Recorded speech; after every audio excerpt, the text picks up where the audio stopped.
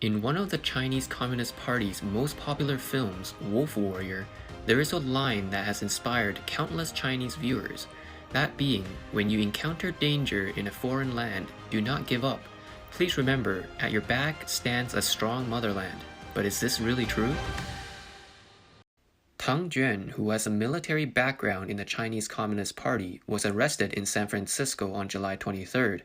The process of Tang Juan's arrest was more convoluted than a movie plot. Let's take a look at her story.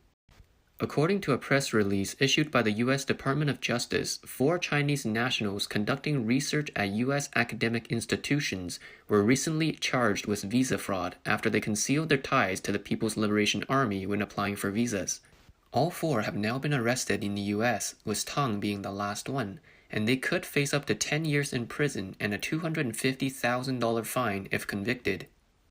According to documents filed on July 20th in the Court of Eastern District of California, Tang Juan, age 37, applied for a visa to the University of California, Davis in October 2019 as a scholar, and on her application she denied working for the Chinese military or having any connection to the CCP. According to UC Davis spokesperson Andy Fell, Tang is a visiting scholar in the Department of Radiation Oncology at the UC Davis School of Medicine. Her research was funded by the China Scholarship Council as part of a study-based exchange program affiliated with China's Ministry of Education and China's Xijing Hospital. On June 20th, the FBI interviewed Tang, who denied being a member of the military. However, the FBI found photographs of Tang in the People's Liberation Army uniform and references to Tang's employment at the Chinese Air Force Military Medical University. On June 26, U.S. law enforcement authorities issued an arrest warrant and indictment against Tang, but when the FBI prepared to begin the operation, they discovered that she had already taken refuge in the Chinese Consulate General in San Francisco. On July 21st, the U.S. ordered the Chinese Consulate General in Houston to close, and President Donald Trump said that he would not rule out the option of closing more Chinese consulates.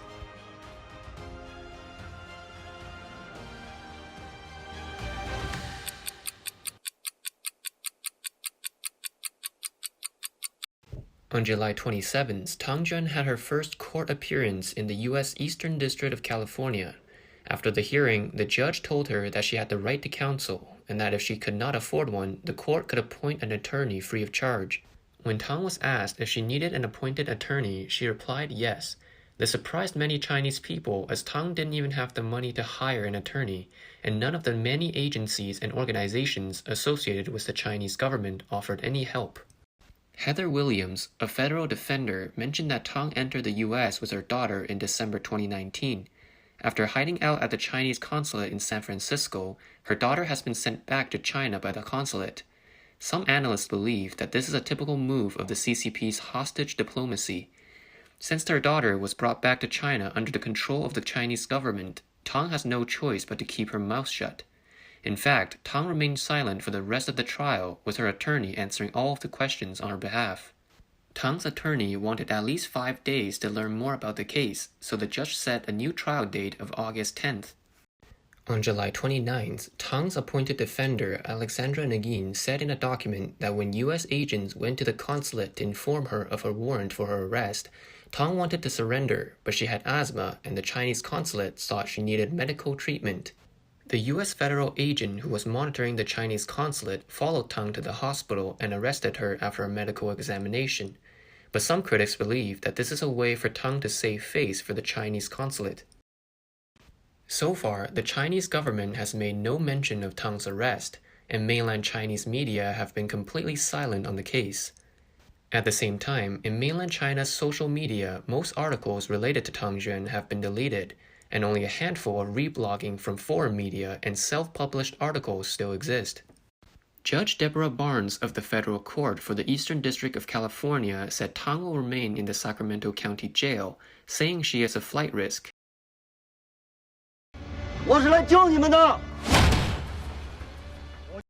If you know anything about the history of Chinese spies, you won't believe what the movie Wolf Warrior tells you.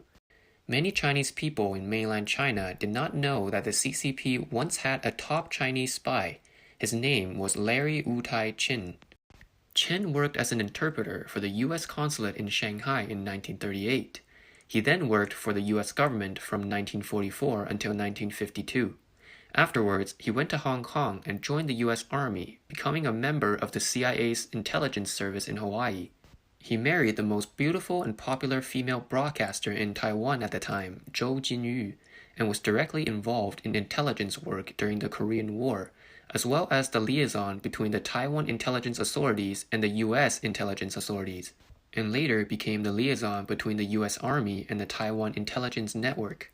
As time went on, Mr. Chen became the CIA's China generalist and rose through the ranks, eventually becoming the head of CIA's Asia division.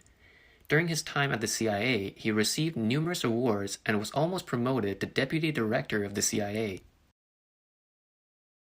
It was not until the 1980s that a major incident occurred in China involving the escape of a senior official.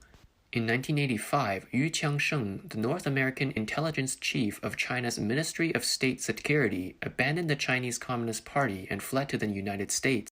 In 1982, before Yu arrived in the U.S., he informed them that there were Chinese spies in the CIA, but the CIA was unable to find any. In 1985, he informed a CIA agent in Beijing that the spy was Larry Chen.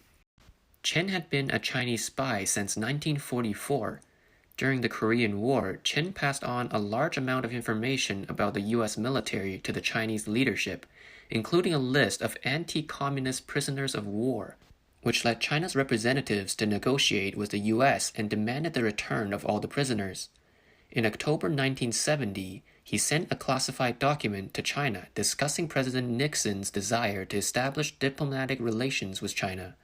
Unbeknownst to the Nixon administration, its policy toward China had begun with a series of major concessions.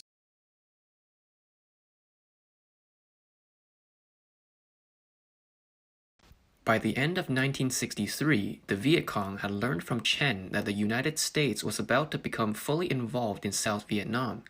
Therefore, the North Vietnamese were well prepared for war, which prevented the U.S. from achieving the desired outcome after the full-scale war. The North signed a peace agreement with the United States in Paris. However, the Viet Cong later learned that the U.S. government did not want to be further involved with Vietnam's affairs, and began an offensive against the South, which resulted in the unification of Vietnam a few years later. Larry Chen made a great contribution to the Chinese government. After his arrest, he appealed to the Chinese authorities to negotiate with the U.S. government to exchange spies, as the U.S. and the Soviet Union has done before, and to allow him to return to China. But one single sentence from China shattered Mr. Chen's dreams.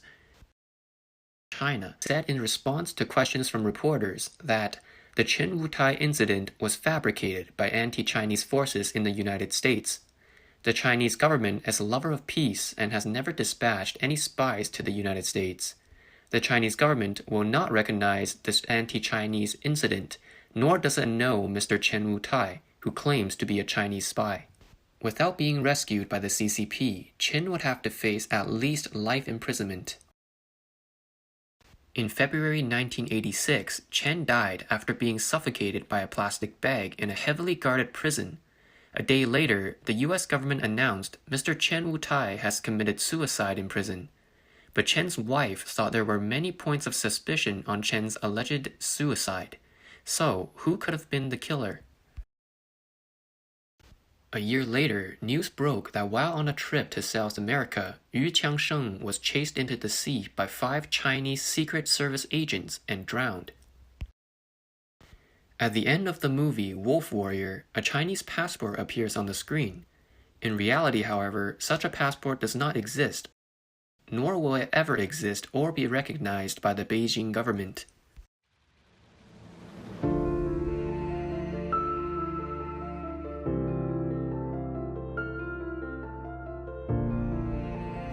Thank you for watching this video. We will continue to provide unbiased and in-depth coverage on China.